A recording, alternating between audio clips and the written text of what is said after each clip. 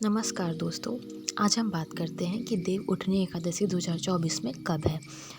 इस बार 12 नवंबर दिन मंगलवार को देव उठनी एकादशी का व्रत रखा जाएगा। एकादशी का व्रत भगवान विष्णु को समर्पित है। धार्मिक मान्यताओं के अनुसार इस दिन भगवान विष्णु योग निद्रा से 4 महीने बाद जागते हैं और सृष्टि का फिर से संचालन करते हैं। इस दिन से ही चातुर्मास समाप्त होते हैं और शुभ और मांगलिक कार्यों की शुरुआत होती है। कार्तिक मास के शुक्ल पक्ष की एकादशी तिथि को ही देव उठनी एकादशी मनाई जाती है। उदया तिथि के अनुसार देव उठनी एकादशी का व्रत 12 नवंबर को रखा जाएगा। और एकादशी का जो व्रत होता है वो भगवान विष्णु को ही समर्पित होता है। इस दिन आप सुबह 12 नवंबर को व्रत रखेंगे और 13 नवंबर को सुबह आप पालन करेंगे। क्योंकि हम आपको स्क्रीन पे दिखा रहे हैं इस समय, आप उसके अनुसार टाइम देख लीजिए कि इसका व्रत कब करना है, एकादशी की शुरुआत कब हो रही है और इसका पालन कब करना है। एकादशी के दिन आप सुबह व्रत रखेंगी और स्वच्छ होकर नहा धो के आप भगवान विष्णु का और धन की देवी माता लक्ष्मी को स्मरण करके आप पूजा सामग्री एकत्रित करेंगी और भगवान विष्णु का पीले फलों से, पीले फूलों से और पीले कपड़े पे उनकी मूर्ति रख के उनकी पूजा करेंगी। दिन भर आप व्रत रहेंगी और शाम को फिर आप नियमपूर्वक उनकी पूजा करेंगी और उनका भजन गाएंगी। आप विष्णु जी का कोई भी प्रिय मंत्र का जाप कर सकती हैं। उसके बाद आप विष्णु सहस्त्रनाम का भी पाठ करिए। इससे आपको अत्यंत ही लाभ प्राप्त होगा। हम आपको एकादशी की एक कथा सुनाते हैं। इसकी और भी कथा है, हम आपको एक छोटा सा कथा सुनाते हैं। एक बार एक राज्य में एक राजा थे। वे एकादशी का व्रत रखते थे और अपने पूरे राज्य को भी इस व्रत को रखवाते थे। उस दिन पशु पक्षी को भी अन्न नहीं मिलता था, फलाहार पे ही रहना होता था।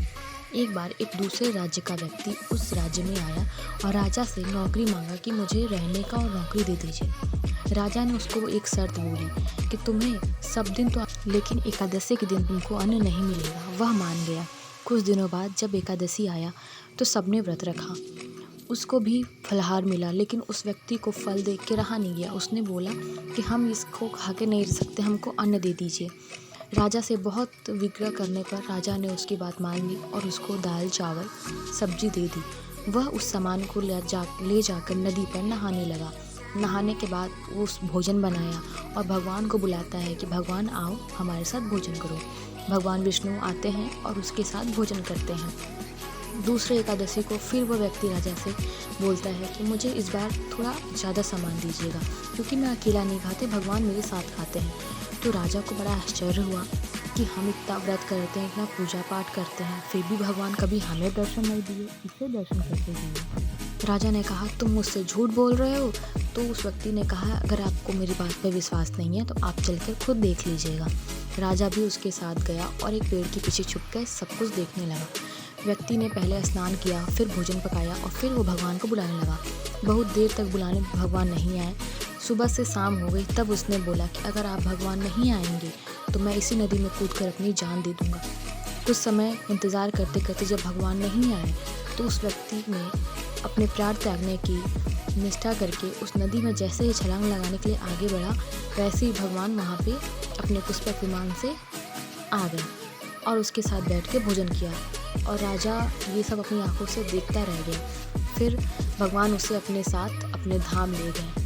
तब राजा को यह बात समझ में आई कि हमें सिर्फ पूजा व्रत करने से ही सब फल प्राप्त नहीं होता, इसके लिए हमारा मन का शुद्ध होना बहुत ज़रूरी है। आज तक मैंने इतना पूजा पाठ किया लेकिन भगवान ने कभी मुझे दर्शन नहीं दिया, लेकिन इस व्यक्ति का दिल बहुत सच्चा था, इसलिए भगवान ने इसको दर्शन दिया।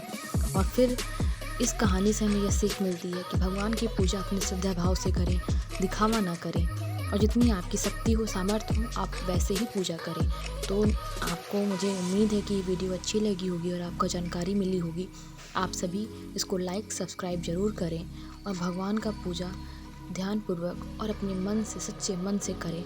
भगवान की कृपा होती है। और देव उठनी एकादशी करने से सभी मांगलिक कार्य जो आपके रुके हुए होते हैं वो संपन्न होते हैं और आपको आशीर्वाद मिलता है, आप जीवन में आगे बढ़ते हैं।